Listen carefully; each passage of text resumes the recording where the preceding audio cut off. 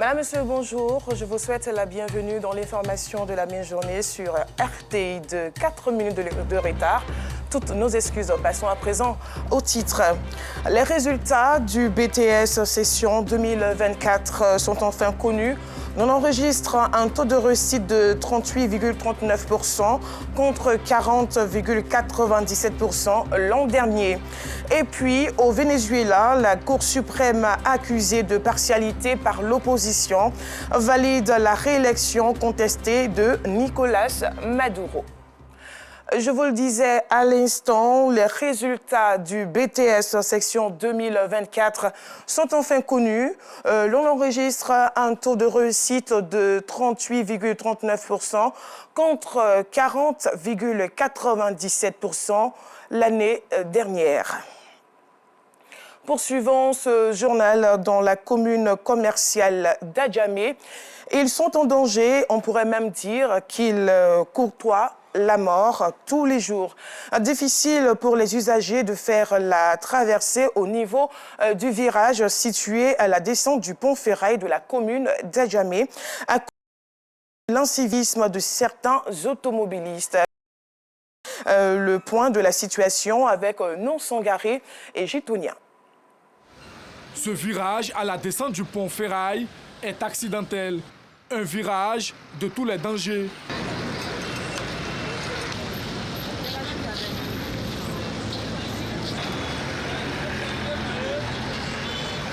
La traversée en ce lieu, difficile. Pour traverser, c'est un peu compliqué pour nous. Donc, on voulait qu'on mette les panneaux pour les piétons. C'est très difficile. Et si tu n'es pas vigilant, tu risques de prendre un accident. C'est un virage qui est dangereux parce que, comme vous le voyez, les minicars déchargent les passagers là. Et il n'y a aucune indication. Il y a souvent eu des accidents ici. Donc il faudrait qu'une solution soit trouvée pour aménager ou agrandir la voie, de sorte qu'on puisse avoir un passage pour les piétons ou un dépôt qui soit désigné pour que les bacs puissent garer. Les sorties hasardeuses de certains minicars à ce virage créent d'énormes désagréments aux automobilistes. Puisque souvent en descendant comme ça, tu es obligé de ralentir, puisque les bacs qui t'en sont à jammer et puis viennent freiner devant les gens. En tant que ce n'est pas normal. C'est une voie qu'on ne doit pas avoir de véhicules stationnés là. Mais souvent, il y a des véhicules qui viennent stationner. Donc, c'est vraiment, on trouve ça. Si on peut trouver solution à le problème, je pense que c'est encore bon. Les usagers qui empruntent au quotidien ce virage craignent le pire. D'où leur appel à la vigilance, mais aussi aux autorités en vue d'anticiper sur les cas d'accidents qui pourraient se produire à cet endroit. Restons une fois de plus dans la commune commerciale d'Adjamé. Le 15 août dernier, un incendie a ravagé des magasins dans la commune. Il a fallu plus de 5 jours pour venir à bout de ce feu. Finalement, les bâtiments ont été détruits 8 jours aujourd'hui. Les commerçants sont toujours dans la consternation. Théodore Zouzou. 8 jours exactement que cet espace non loin du Black Market a été ravagé par un incendie. Aujourd'hui, l'heure est au nettoyage en vue d'une reconstruction. Les poclins et les jeunes se disputent les gravats à la recherche de leur pitance quotidienne. On ne travaille pas. On est venu couper fer pour aller vendre. Pour gagner nos prix de main. Oui, je prends les fers pour aller vendre. Hassan, commerçant et propriétaire de magasin, avoue avoir subi d'énormes pertes. Mon magasin était ici. Et puis le feu a commencé par là, derrière comme ça. Et puis maintenant, les gens pensaient que ça n'arrive même pas vers nous ici. Les pompiers sont venus plus de 30 citernes, mais ils n'ont pas pu éteindre les feux. C'est là, l'étage est fendu et puis tous les dépôts qui sont autour de nous sont tombés dans notre magasin. Nous, on n'a même pas pu sauver même un sou. Les bagages qu'on a dans les dépôts avec le magasin, ça peut varier entre peut-être 80 plus que 80 millions. Maintenant, il y a de mes amis aussi qui ont perdu plus de 200 à 100 millions. Les effets collatéraux ont causé également des difficultés aux femmes du marché du vivrier d'à côté. On a aidé les gens à leur donner l'eau, à leur donner beaucoup de trucs pour que le feu s'éteigne. Mais le feu ne s'est pas éteint. Donc il a fallu qu'on vienne casser le coin pour que le feu s'arrête un peu. On a été asphyxiés. Tous les barrages qu'on avait là, tout est parti. Le feu était trop fort. C'est ça qui a fait que mes oreilles là sont gâtées. L'argent là, au moins ça vaut 200 000 même, c'est beaucoup. C'était chargé. Ouais, mais jusqu'à présent, c'est pas encore fini. La présidente du dit marché fait le bilan du sinistre. Depuis 6 jours, les marchés, beaucoup qui sont pourris. C'est périssable. Nous, on fait orange, banane, citron, avocat. Tout ça, là, c'est périssable. C'est sauf les placalis qui sont sauvés. Sinon, les périssables, là, tout est gâté. C'est hier 7e jour, le feu est éteint. C'est qu'on a perdu, là, 10 millions. Les commerçants, dans leur ensemble, appellent à l'aide. Cet incendie n'a enregistré aucune perte en vie humaine, mais a causé de nombreux dégâts matériels. Les différents acteurs de ce secteur d'activité n'oublieront pas de sitôt cet incendie, surtout en cette veille de rentrée scolaire. L'Association des artisans et couturiers de Treichville a rendu un vibrant hommage à ces génies créateurs de la mode qui continuent de tirer leur épingle du jeu au fil des années. Objectif, galvaniser la jeune génération de stylistes. C'était dans la commune de Treichville, comme je le disais à l'instant, suivant ce reportage de Ido Fofana. La commune de Treichville, reconnue comme la capitale de la mode par les Abidjanais, doit toutes ses lettres de noblesse à la génération des talentueux stylistes et modélistes, au nombre desquels Cissé Saint-Moïse et Pateo Ouedraogo, alias Pateo, pour ne citer que ceux-là. Pour permettre à la nouvelle génération de s'inspirer de l'exemple de ces figures emblématiques de la mode, l'Association des artisans et couturiers de Treichville a rendu hommage à ces génies créateurs de la mode à travers une remise de distinction.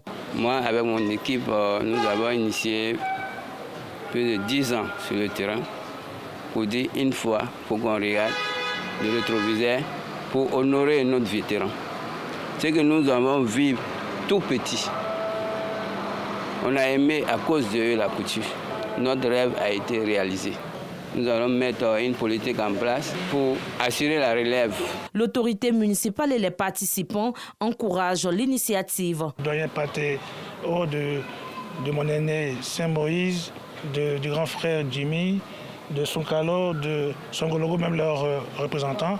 Et tout cela, dans leur domaine, ont toujours mis Treichville à une position de référence.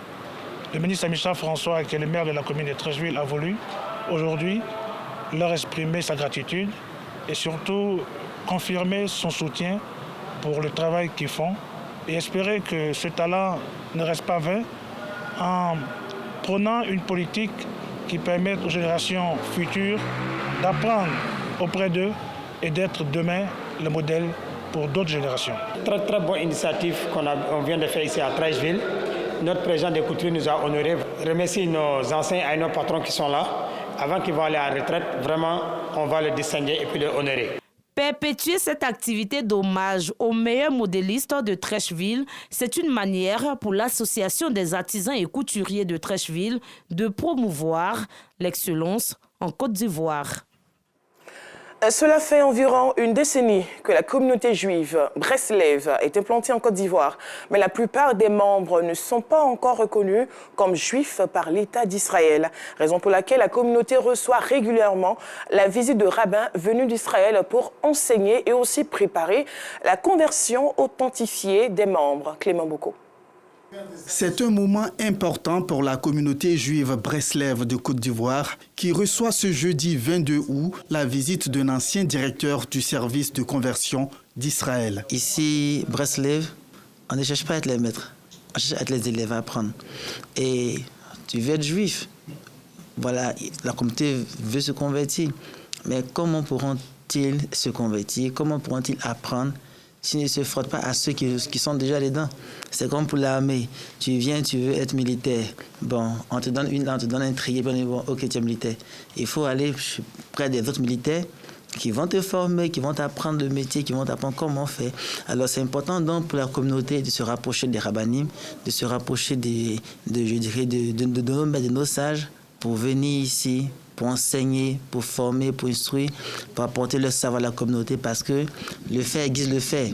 Alors en se frontant aux sages, on devient sage. En plus des enseignements donnés, le rabbin David Mamou, envoyé par le grand rabbin d'Israël, a une mission bien précise. Du fait que le monde rabbinique mondial ne connaît pas cette communauté, n'était pas au courant de votre présence, la communauté a commencé à se faire connaître cette dernière